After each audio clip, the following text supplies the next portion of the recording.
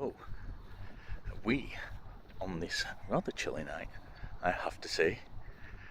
If it's a little bit windy, I apologise, by the way. I'm doing my best here. We are going to talk about an argument that has been well talked about over the years, and that is the problem of evil. Now, the reason I'm suddenly going to talk about this now, hello big tree behind me, the reason I'm suddenly going to talk about this now is that I've heard lots and lots of theists talking about this recently, and I have a problem with some of their objections. So, the thing that I've kind of heard over and over again of late regarding the problem of evil is, this is the thing, that free will is kind of resolves the problem of evil, because we need to be free to enact actions. And God, despite being all powerful, all loving, and all knowing, wants us to use our free will. So he withholds those attributes so that this doesn't infringe on our free will. That's all well and good. That's all well and good. But here's the problem with it.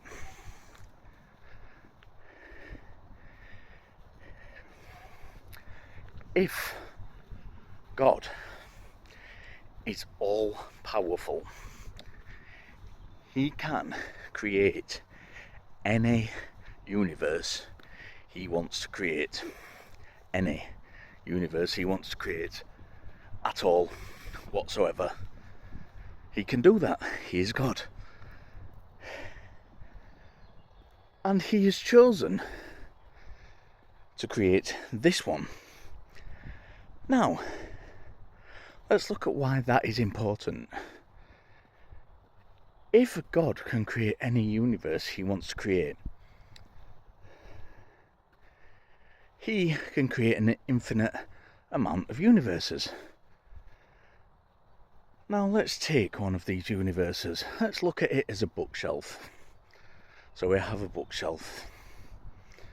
Each book is a universe that God can create if he so chooses to. In the first book, person A uses his free will to commit all good actions of every choice he has to make in life, except one. All good actions.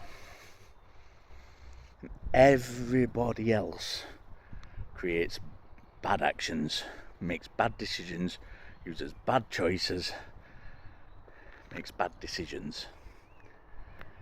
In universe 2, person A makes 2 right choices and all the rest are bad, etc., etc.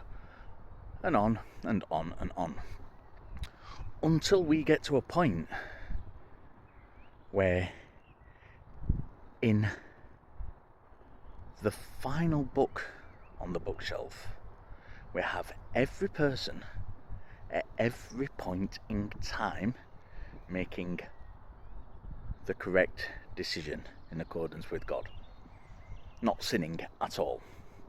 In this final book, nobody sins at all at any time. This is possible because God can create any universe that he wants. God has chosen not to create that universe. This does not infringe on free will, because in all these multiple universes, everybody is exercising their free will to make any decision they want to.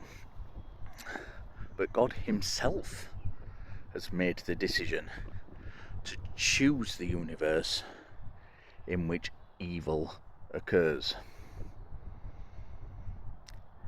This is why using free will is not a good defense against the problem of evil, because it doesn't matter. It really, really doesn't matter. Now, an objection I've heard to this is that God doesn't know until someone makes an action that they're going to make that action. He's only all-knowing after that action has occurred, temporally. In which case, God is not all-powerful. He cannot be. He is constrained by time. And we can go through lots of different iterations of these objections, and we still come down to the same thing.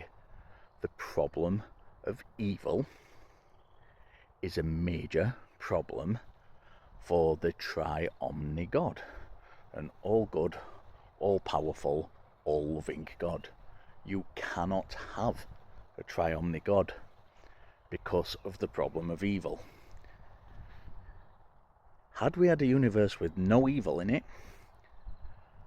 which God could have created, there would have been no problem of evil.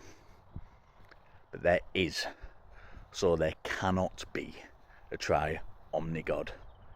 It's getting a little bit dark. I will see you all again very soon.